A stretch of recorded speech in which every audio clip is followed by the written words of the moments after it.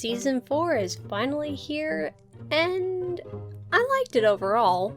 I wasn't really blown away by it. Then again, I don't think I've been blown away by a Degrassi season for quite a while. That might just be a change in my preferences, or maybe a sign of the quality of the show overall. I'm not sure. But I don't really need to be blown away to be entertained and to be satisfied with something. There's just so much to pick up in this show. So many tiny details that show someone is paying attention, someone is trying to construct this very tightly knit narrative. That's not to say that there aren't negative bits and the ever-pervading continuity issues. Things just get brought up, forgotten about, and then brought up again when they're suddenly convenient, like Zig having cooking training, or there having been an advanced class in Degrassi. Oh boy, where do I start? I think my favorite part of this entire season was being able to like Lola. She's been interesting throughout the rest of the seasons, but she's just so airheaded and so given to such silliness that it's really hard to like her. She gives such terrible advice sometimes, and she doesn't really seem to think things through. She's so easily carried away by whatever she hears that she doesn't really think critically of them. But this time, she was the one being the rational person. While it may have seemed silly that Lola's answer to Yel's issues with identity was a makeover, it turned out to be exactly what Yel needed, and that was pretty cool. Lola was also one of the few people to be able to see behind the picture of Saad that everyone was trying to paint, and see that he's just a guy whose life has been filled with such terrible and unfortunate events that he's had no control over. It was also really cool how she not only forgave Shay for stealing the tip money, but also opted to help her out. That's what a real friend would do. Even though they may get mad and want to get some sort of revenge, a true friend should know when that's appropriate and when it isn't, and in this case it wasn't, so Lola didn't aim to get revenge. I would name Season 4 probably my favorite season just for the fact that I get to like Lola. Although, if we're speaking truly, my favorite part of the season was anything to do with Saad. He's a guy just carried off by unfortunate events around him that he has no control over. And though it's often hard to see him have to deal with that, it was able to strike a deep chord with me. He's just so earnest in trying to do a good job and keep his head down. We know he's not a bad guy, especially when he gives Lola A+ material because she forgot her own project. I have to wonder what he did to explain why he didn't have a project that day. Maybe his grades were so high that it kinda didn't really matter, which wouldn't surprise me. It was really poignant when he pointed out how close-minded people, even in the West, a supposedly progress-driven place, can be. Even the people who tout themselves as being so progressive will shut you down if you're saying something that they don't like. It's a problem that exists in pretty much everybody, and it takes eternal vigilance to make sure that you're not disagreeing with someone based just on the fact that their ideas don't match yours. I also liked how his story was used to explore the idea that concessions are needed for progress. Saad shouldn't have had to have apologized for throwing the shirt in the trash and getting upset in Arabic. But apologizing makes his case seem better, though, to other people's eyes. Which isn't exactly right, and just seeming better shouldn't be the threshold to cross. But I can understand where Goldie is coming from, trying to show people that not all Muslims are bad. Saying something in Arabic isn't necessarily a threat of terrorism. And especially when you're trying to enact such major cultural change, some might feel they have to kind of do it in little baby steps to get someone accustomed to it rather than throw a whole big idea on them at once. Now, whether or not it's true is debatable, but I liked how they showed both sides without making one or the other seem like the bad guy. Well, except Baz. Baz is totally the bad guy in this. And it's something to be said how we in the West always react to some sort of terrorist attack in the West, whereas this is daily fare in some parts of the world, and what do we do about it? We don't do a bunch of bake sales, or we don't pray for Syria. We just kind of hear about it and go on with our lives. And those parts of the world don't get as much outpouring support like that. Whereas something happens in London, it's huge news. Saad really had a point. I have seen some people criticize the story arc for being unrealistic, that everyone was getting so upset about Saad not wanting to wear the shirt, but that's totally believable. Anytime there's a big social cause to be brought up, everyone has to get in on it. Everyone has to tell everyone else how they are so morally right because they're a part of this social cause. Like the Coney 2012 stuff, the dentist who had the famous lion kill. When those were big stories, everyone had to tell everyone they knew that they did not stand for such terrible stuff. They changed their Facebook profile pictures, they made statuses about it, they openly gave to charities related to it. Humans are really big into social signaling, and they are very, very fond of just telling people how morally righteous they are. And unless you're doing the same virtue signaling, then you must be against whatever righteous cause this is. If you're not wearing a shirt to support the victims of Brussels, then you must be a terrorist, or you must be happy that they died. Of course, that's wrong, and in hindsight, yeah, anyone can see that this is a terrible thing to think, but it happens time and time again. If you're not with us, then you must be against us. There is no being morally right and not being so open about it. A few things that do bother me about this arc, though, is, for one, the video recordings in the season and series in general are just a little too convenient. Always at the right moment, there's someone recording something that is going to affect the plot later on. And it happens just way too often to be just a thing of chance. Did someone just have their phone open and recording exactly when Saad threw his shirt into the trash can? That's rather suspect. While this doesn't ruin the show for me, every time I see it happens, there's just a moment where the suspension of disbelief is shattered a little bit, and I'm left thinking, this is a little too perfectly timed to start recording a video. While I don't think there was very much build-up in previous seasons for Yael coming out as gender fluid, I think it was very nicely built up in this season at least.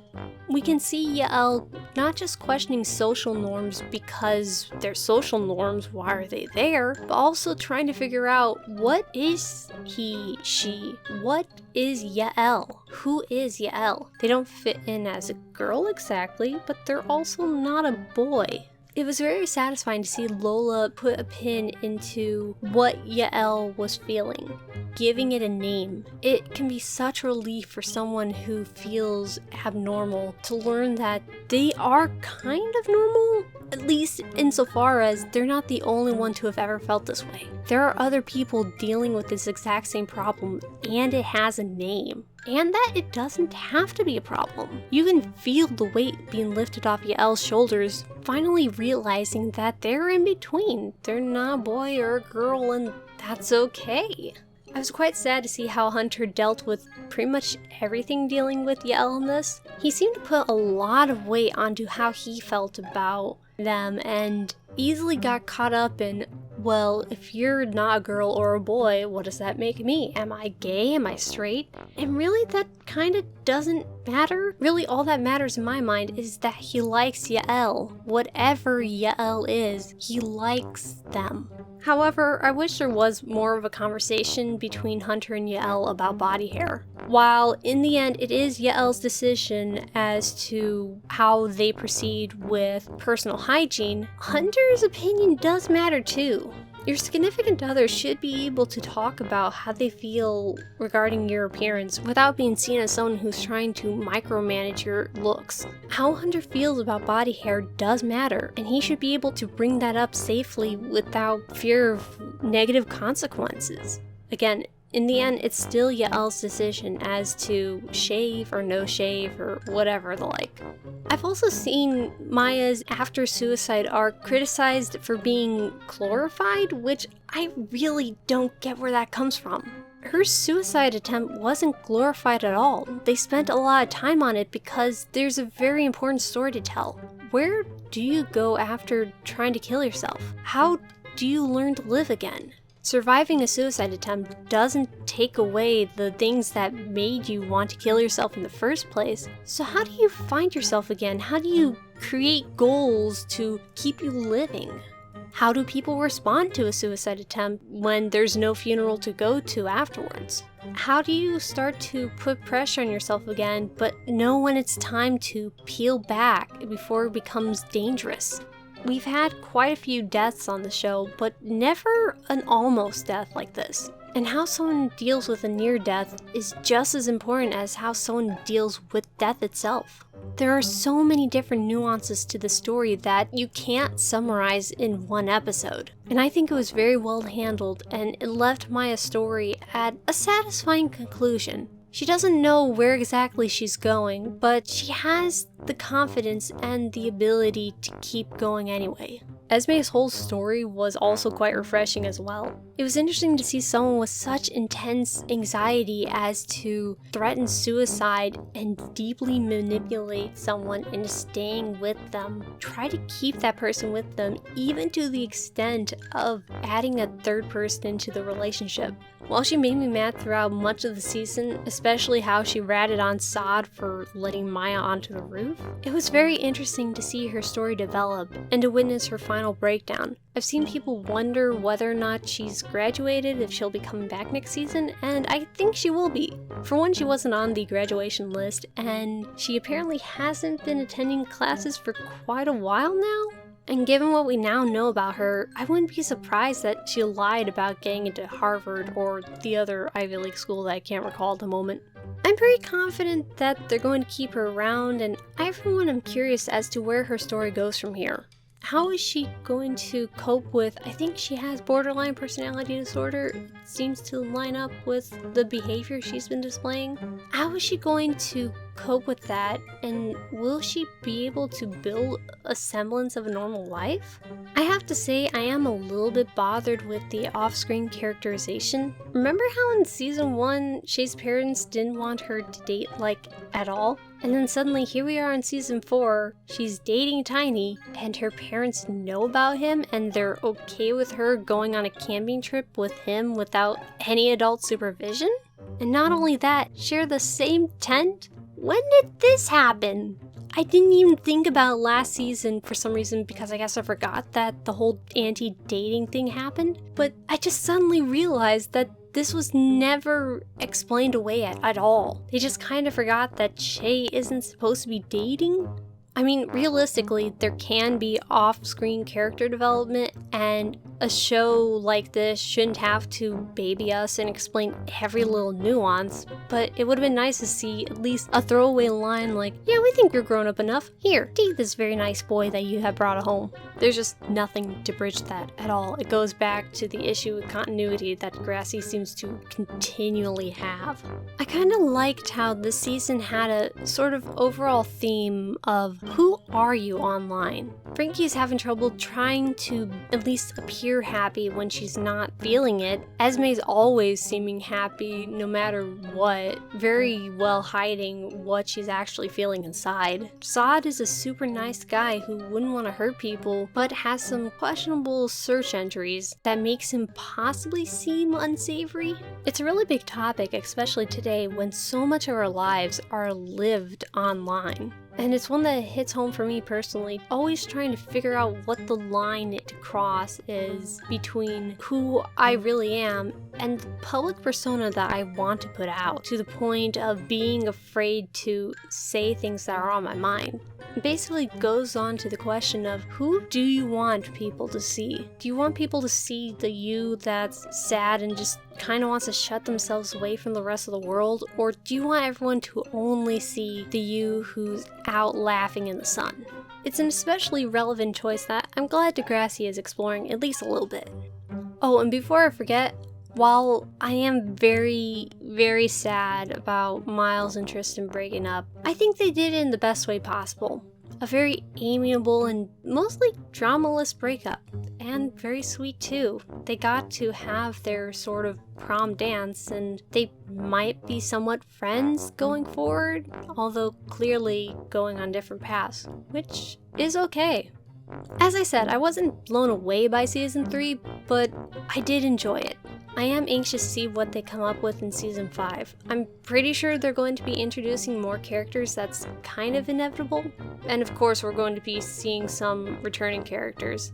I'm sure we're going to get more characterization with Baz and VJ, but part of me doesn't really want to see either of them anymore. I mean, they had their moments of being supportive, but they both were kinda little shits, for lack of a better term. As always, I can't wait to see what happens with Shay, although thinking about it now, I really hope that there isn't a storyline about Tiny going off to college somewhere, causing Shay to break up with him or something. That's been overdone, and I'd like it not to happen, please. I've seen it way too many times now. As always, thank you so much for watching, and until next time.